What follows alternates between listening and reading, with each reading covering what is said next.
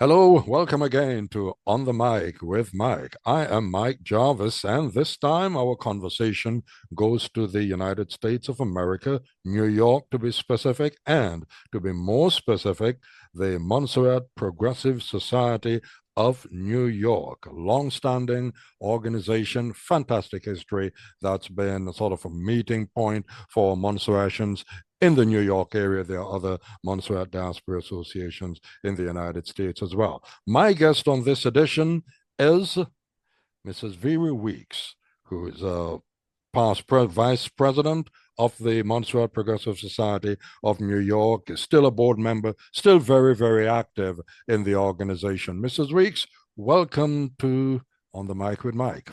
Thank you. It's a pleasure. And I'm sure many people in Montserrat and all of your former students in Montserrat would be happy to hear you on the podcast with me. Yes, I meet them all the time and I have bragging rights. Okay. Wherever I go and I said, that's my student. Okay. So I'm very, very proud of my students. Fantastic. Yeah, you did a fantastic I job. big them up. You do. All right, let's talk about the Montserrat Progressive Society of New York, because just some basic research that I've been doing, preparing for our conversation this time, tells me that this organization has been going for over 100 years.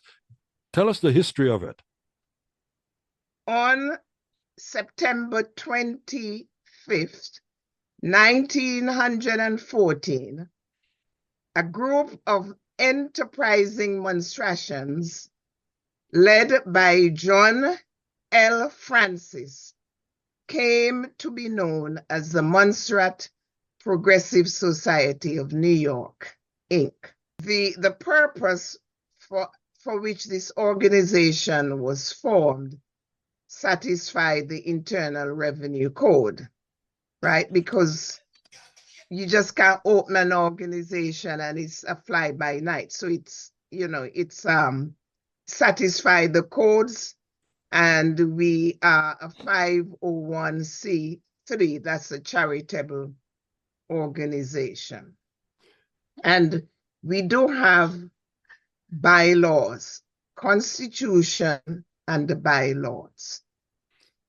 And what happened, if you can probably not even imagine that in 1914, there were no telephones, no nothing. People came to the United States and they were hungry for information. So it was like a humanitarian social gathering. And in those days, it was the slow mail. So I think it was a sharing from relatives and so on. And what they did is that they just didn't come and meet. They formalized themselves. They were brilliant and they were great entrepreneurs in the sense that they had a credit union, they had buildings, they were very, very progressive. And occasionally you go around and some churches will tell you that they used to have meetings at the building. We do own a building that's the last of whatever happened to all the, but again, if you have property, it has, or else, stuff happens. But we are holding on to a brownstone at 207 West 137 in Street in Harlem.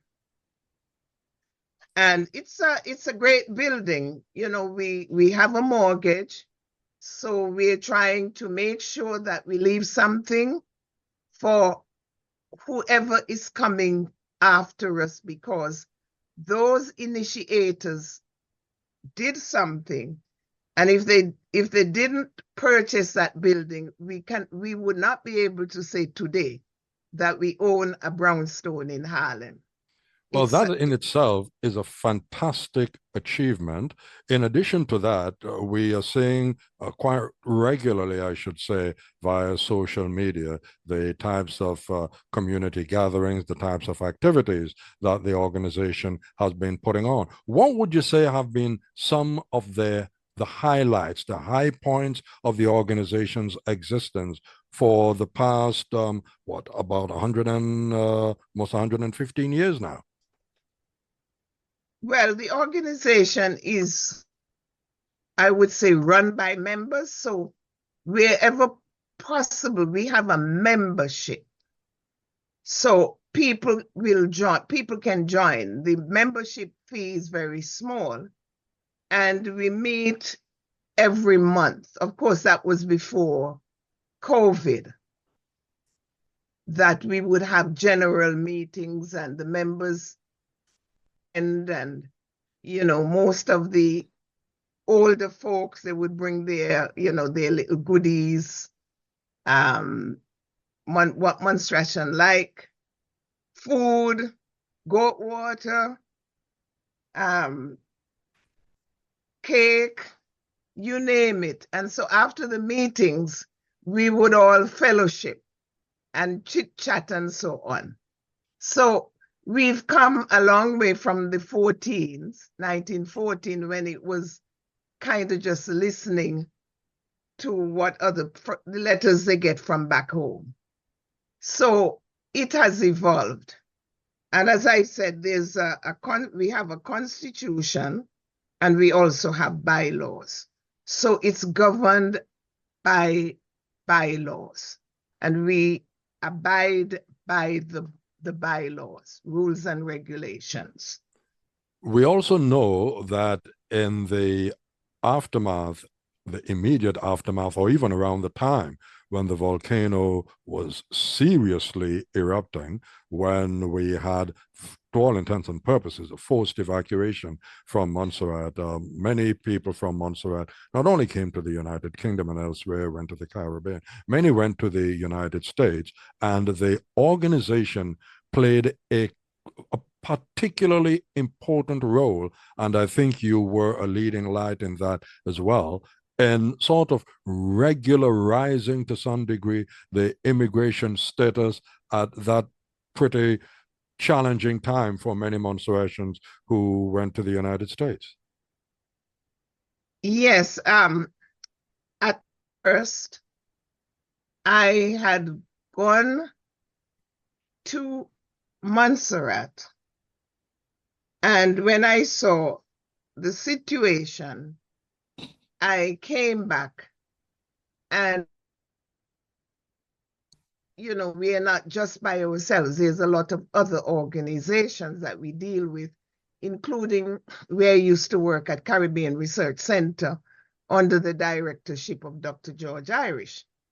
So we reached out, and out of that came called Adopt a Family, because United Kingdom did not embrace Montserrat as its own. So then, during that period when you were reaching out to and accommodating Montserratians, there was a bit of a challenge for Montserratians even to come to the United Kingdom, because I recall around that time, the immigration system that we have now and the citizenship system where Montserratians are presently British citizens, which came about as a result of issues surrounding the volcano and the forced relocation and evacuation of Montserratians. That wasn't the situation back then when the volcano was erupting. Tell us about your experiences. Correct. So I had reached out to US people, because we have a relationship, just to adopt a family, because when I went down there, it was appalling. And I came back, and the people didn't want to adopt anybody. So they told me what they would do is to give us some monies. So we collected monies, and we coordinated with the Red Cross and the churches. You know, it's not like now you have GoFundMe and all of these modern, you know, technology that you could use.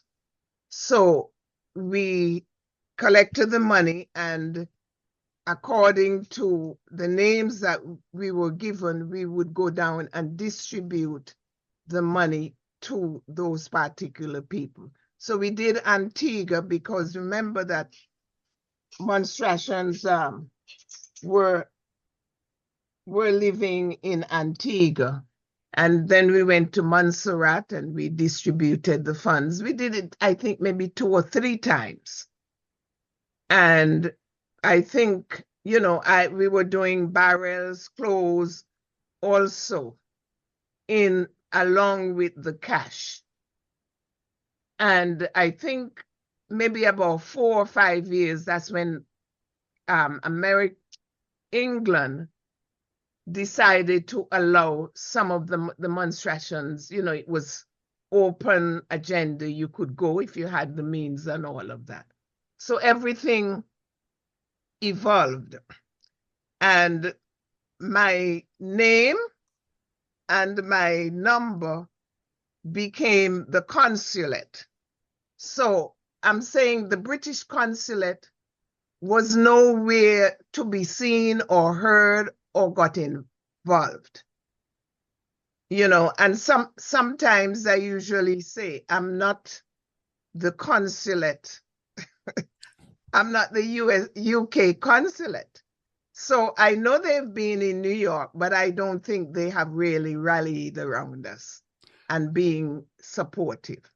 But you are also able to tap into, or, you know, exploit, for want of a better term, the American immigration system. And I mean exploit in the most positive way, meaning to research and find out what possibilities there were to have Montserratians legally, at least temporarily legally settled in the United States.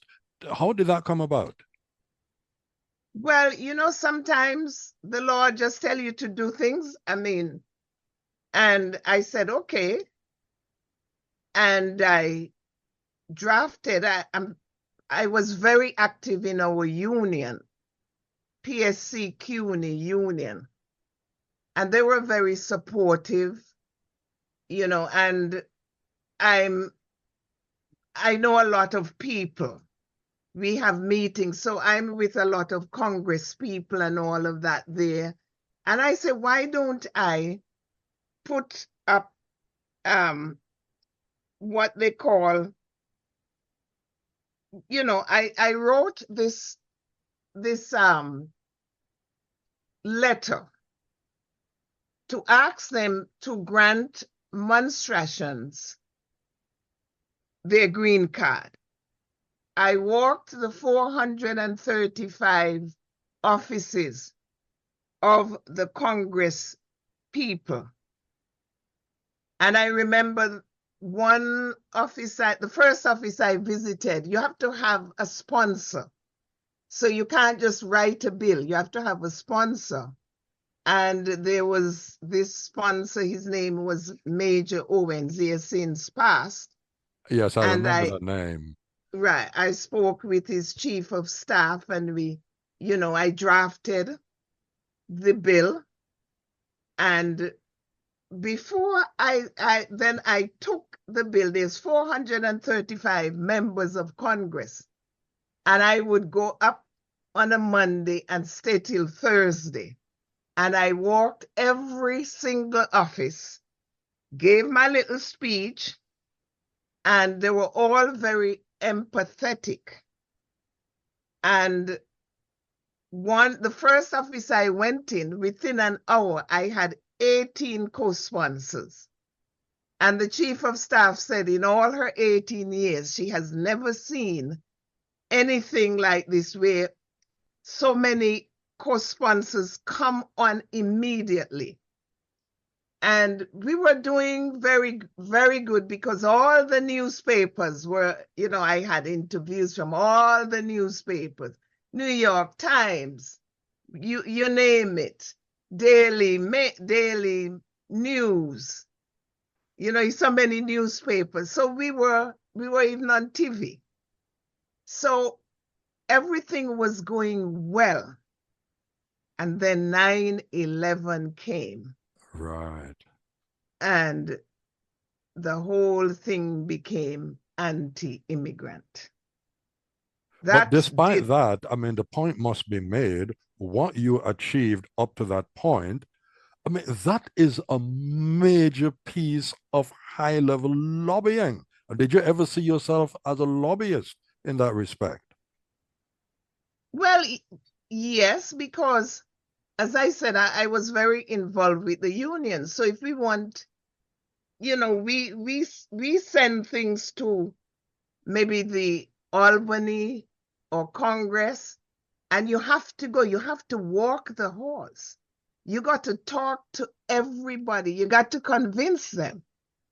So it's not overnight. I remember my classification on my job is higher education officer. It took us 10 years to get a piece of legislation passed. And we went 4 times each year. So after 40 attempts, we got our bill passed. So it's not easy. You have to keep on going at it. So yes, you know, and as I said, I believe that we would have gotten gotten something done. There was never any acknowledgement from the British consulate here. You know, there was never any Really? support. Yeah, none of them ever reached out to me. But you were practically functioning as the unofficial Montserrat United States representative. Exactly.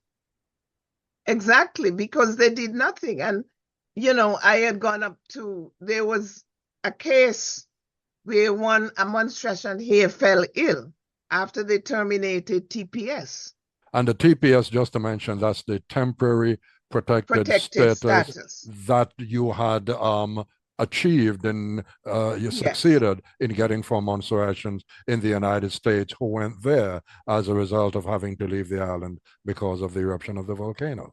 That is a right. fantastic achievement on its own. Yes, so, you know, and goodwill was on our side, you know, and the first time it came out, people had issues, but after that, I was there, and, you know, we gathered, we helped everybody navigate the system and so on. So it was very, very good. People got great jobs, and then out of the blue, one day this AG decided to terminate TPS. You know, as I said, the country became anti-immigrant. Yeah, on the back of So the 9/11 the attack. 9/11, you know, so there was the goodwill that we started out with. I mean, it remained because it was repeated, because the bill is only valid maybe for 1 or 2 years. And then after that, you have to reintroduce it. Right. And then the bill will get a different name. I think the first one was HR 603. But, you know, it was a challenge because I knocked on every door, 435 congresspersons, plus the 100 senators. And this was just personal visit. Remember, every day I'm sending the same email. Have you made up your mind? You know, you have to send them the email and say da da da. So you keep it alive. You know, but I didn't fear no foe. I didn't, you know, I knew what I wanted, and I just went, knocked on the door, and I had my speech, and I left my material, and I would call to find out if they, you know, those that didn't co-sponsor. We had over 100 co-sponsors initially, and it would have been more and more and more. And then one day we were hoping that there was a congresswoman, Sheila Lee, and I was reaching out to her. Bush was the president then, for her to bring it to Condoleezza Rice and maybe have, President Bush at that time sign off, but she didn't, it's not their baby, it's my baby. So she didn't approach Condoleezza Rice, and she could have talked to the President Bush, George Bush then, and that would have been history. And I believe if the British consulate had probably supported, what's going on, then who knows? Yeah, I But, think. Yeah, I was just about to say, I think subsequently there was a lot of pressure on the British government at that time. The UK was still in the EU. And I think with the influence that your organization exerted and exhibited in the United States, plus what the pressure from the EU as well, and pressure even within the UK, subsequently, Montserratians were able to get their full British citizenship, which also, from what I gather, opened the door for the other overseas territories to be granted, their citizens to be granted their full British status. At least it was available to them as well, and not the sort of halfway house system that we had before. So since then, looking at that major achievement, what has been the situation since then? Because that certainly underpinned and solidified the value of the Montserrat Progressive Society of New York to the Montserratians in that state, and I think elsewhere throughout the United States as well, even though there are Montserratian groups in other states in America. Right, that's true. We try, people reach out, and I don't want to call names, but after TPS was terminated, there was a monstration here, and I got a call from her, and she said, "Mrs. Weekes, I'm starving." So I thought, what's going on here? I'm not the British consulate. Anyway, I said, so why are you calling me now? I said, why didn't you at least reach out earlier on? Maybe we could have done a little fundraiser in somebody's backyard, blah, blah, blah. And I said, I took her name, everything. She was on dialysis. And I said, I can't take you, but I'll take a day off. I'll pick you up. We go shopping, everything. And when I picked her up and I saw her condition, I said, you're committing suicide. I said, you have to go to England. And I reached out to Montserrat, and I explained to them, this lady is here and she needs to go to England. She's not working, she can't work, she's sick. Can you give me one of the medical, whatever they have? I think Montserrat get about 8. Yes, the overseas territories have Right. an assigned quota for medical care under the UK's National Health Service annually. And I reached out because she's on dialysis. So, she's not just anybody that can go. And it was a horror story.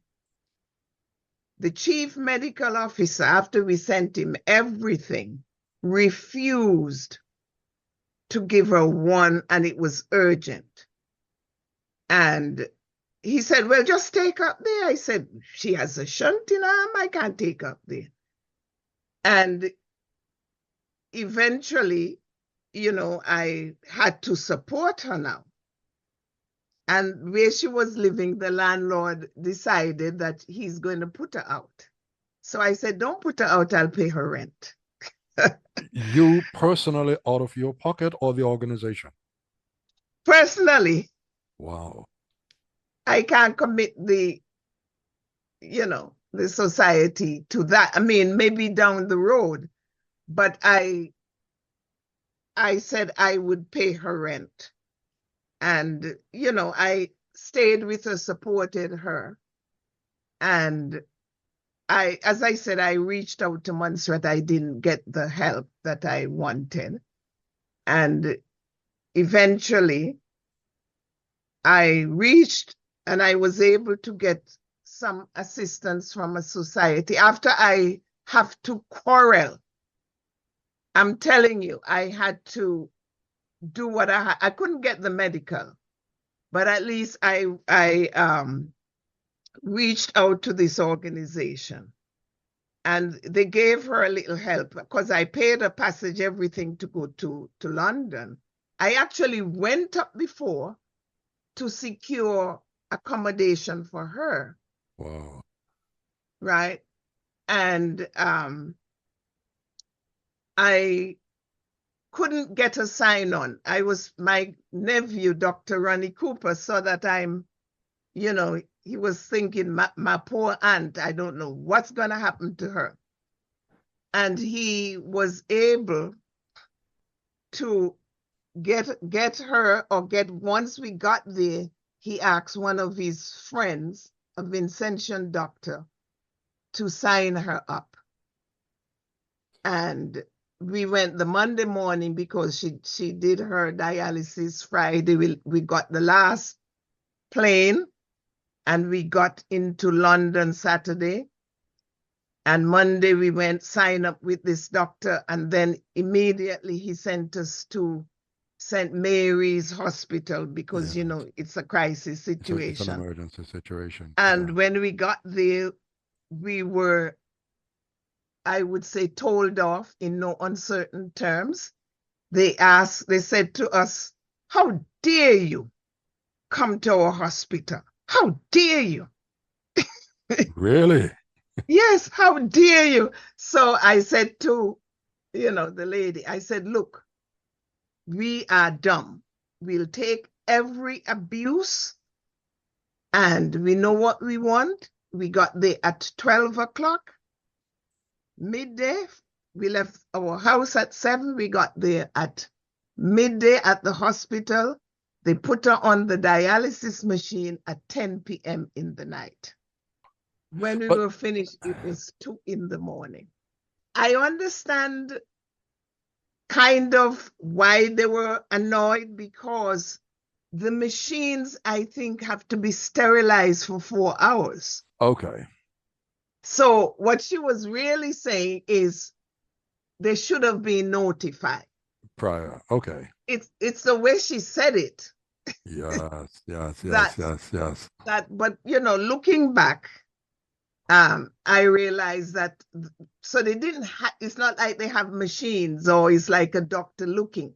You have to go on a machine, and the whole process for everybody is 4 hours. And my understanding is that machine has to be sterilized for 4 hours. So we put them in an embarrassing situation. Well, more challenging than embarrassing. Yeah. I would say, yeah. And but if it's an emergency, it's an emergency situation. Yeah. Well, there are methods of referrals, but we won't get into too much of that. Point I want to get back to, though, Mrs. Weekes, is that here you are as an individual, but also as a member of this organization that is, and I mentioned it before, unofficially functioning as a Montserrat representative, or Montserrat representative, meaning representing the people of Montserrat in New York, because unlike the UK, where there is a dedicated the Montserrat government UK office, you do not have that in the United States, where New York has a massive Montserrat diaspora population. Right.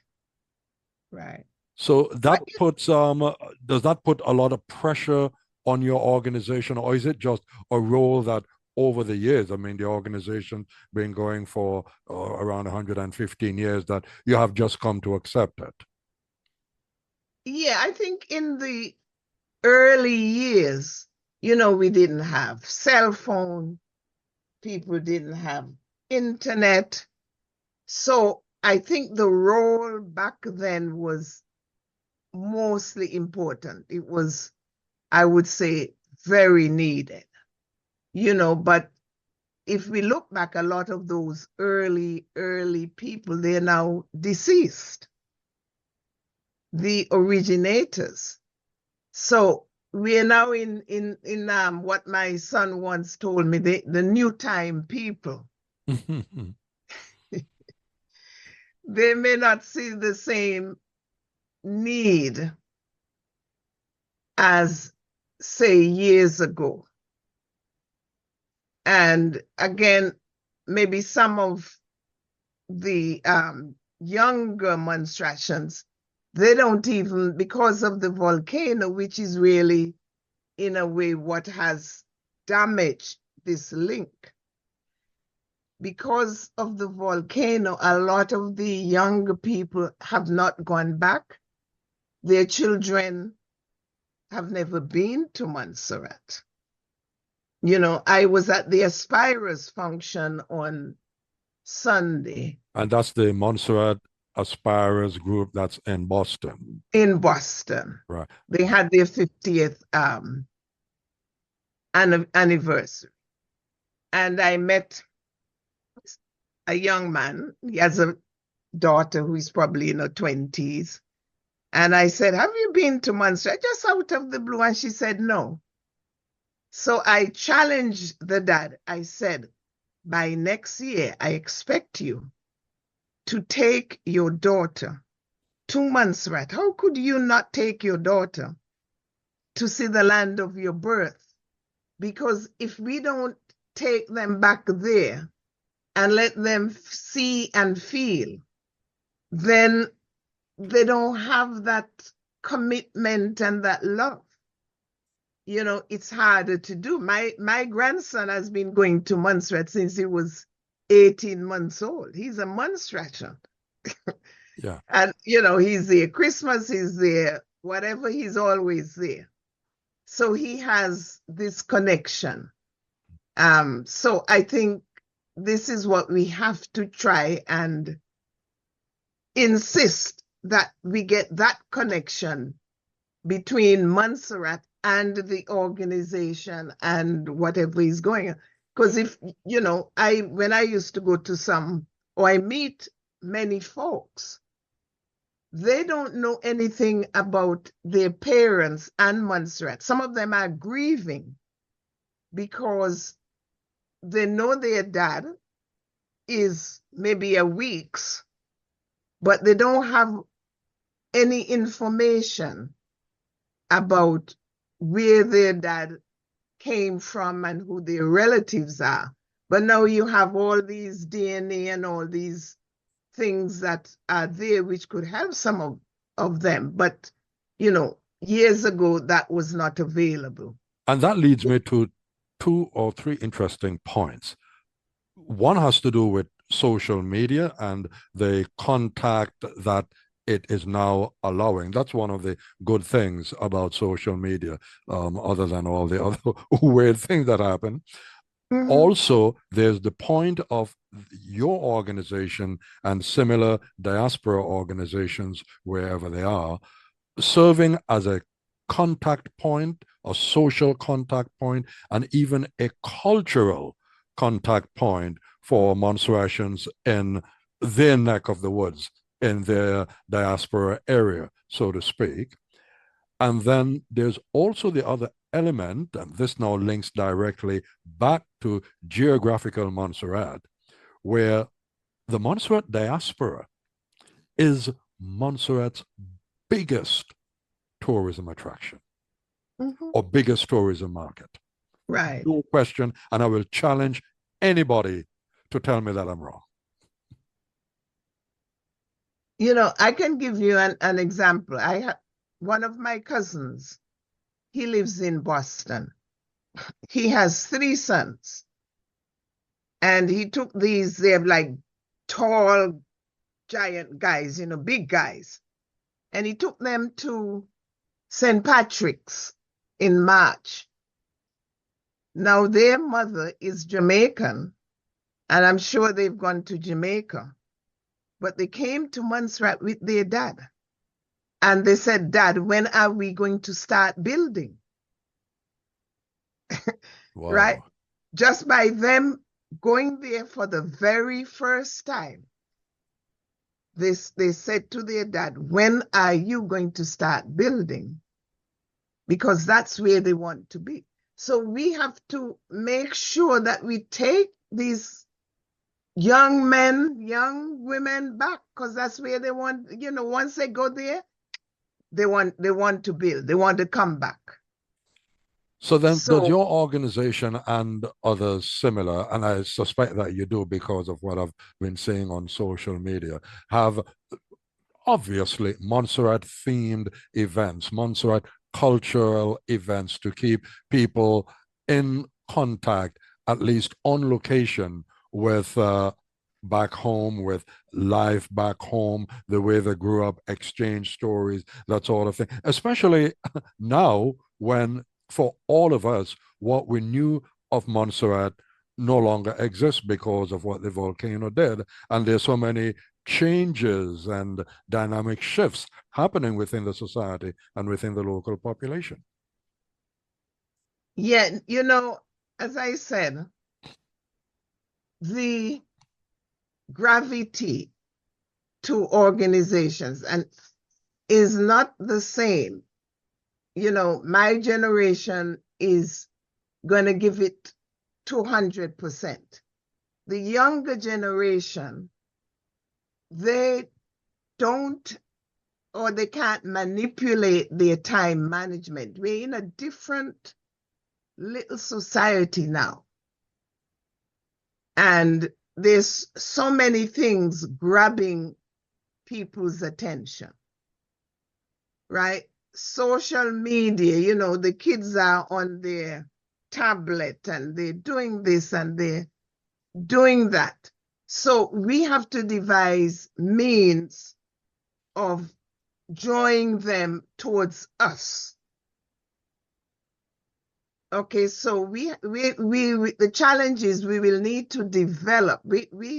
Our website is up and going now. It was always there, but we've just modernized it. And so we're trying to put a lot of things on Facebook. We're working where people can give remarks, they can give suggestions. We have Zoom. We've been trying to do our general meetings via Zoom so that even though physically we don't meet at the building, we will still be able to meet and, give ideas. And also, yes, continue. Yes, give ideas, and also not whatever we do, it must be in collaboration with back home. And in terms of that Montserrat outreach, that Montserrat connection, if you will, your organization is very much involved with a lot of charitable work, sponsorship, support type undertakings in Montserrat, I gather. Yes, we've always supported whatever we can. People reach out, the hospitals, schools, scholarship. We do give scholarships, 2 months rations, as well as children, young people in the US as well. We have, I think, one young lady, the commissioner's daughter, I think she's a doctor, she was given scholarships.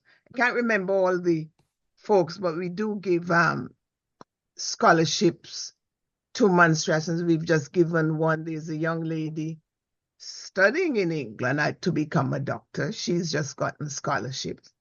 So we've always done that. And our most, what I would call our signature fundraiser or event is what we call a Mother's Day event. It's called Mother's Day Extravaganza. And what we do here is that we acknowledge the contributions of Monserratians. And one of the key qualifications is that they must have done something in community-wise, whether it's in the church, whether back home, wherever. But it's not just that they have PhD and all these grandiose qualifications. They must have done something for the community. So, in addition to, their qualifications. Well, the Montserrat Progressive Society of New York is, as we say, firing on all pistons, still going strong after over 100 years, very much involved. Congratulations to you for what you do, for what the organization does. Thank you very much for taking the time. It's just so fascinating listening to you and what the organization has been involved with over the years. Any final words from you? Well, we are hoping that we will have the younger people coming and take over the mantle. It's not easy. It's very challenging because, as I said, we work by rules and regulations. So some people may find that a little challenging. It's not a tea party.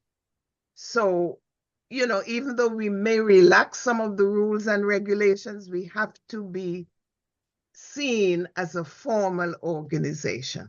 So I'm hoping that in due time, we can have some young, energetic, and folks who are determined to carry on the society so that it can go for another 100 years. It should never die. Exactly. But it needs young people to come in and pass it on from generation to generation. And finally, you want to give a shout out to your present board members before we close? Well, we have Kaiser Robinson, who is a workhorse. She's an all-rounder. She works hard, and she calls upon everybody that she ever knows. Prince helps her out tremendously with the journal. We have Dave Kerwan, who is the president. We have Mary Kernan, who has been the treasurer for ages. We have Bernie Calendar, who is on the building committee. We have Derek Semper and Jennifer Weekes, who is the financial secretary, Donna Manor, who is the chaplain. And, we have a lot of other people who are very dedicated members who've been there through thick and thin. And whenever we need help, they're there, like Catherine Harney Smith. We have Dr. Hector Lee. We had to surprise him to give him an award because he does not want to be thanked. And we feel for all he does, he needs to be thanked. He goes and see all the sick people in the nursing home and so on. So we try to give honor where honor is due.